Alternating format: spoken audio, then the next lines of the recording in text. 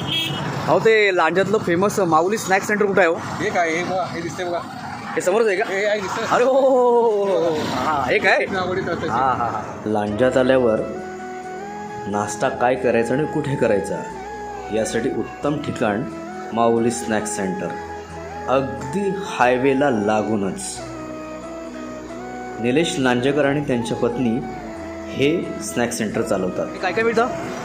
Vada pav, patties, कांदा भजी, इडली, मेदूवडा. मग सर्वात जास्त गर्दी कुठल्या टायमाला असते? संध्याकाळी संध्याकाळी रोज सकाळी लावतात? नाश्त्याला पण असतं. सकाळी नाश्त्याला पण असते. सुट्टी कधी असते? बुधवारी एक वेळ सकाळी. बुधवारी एक वेळ सकाळी. काय आपलं स्नॅक सेंटरचं नाव काय? माऊली स्नॅक सेंटर, माऊली स्नॅक सेंटर.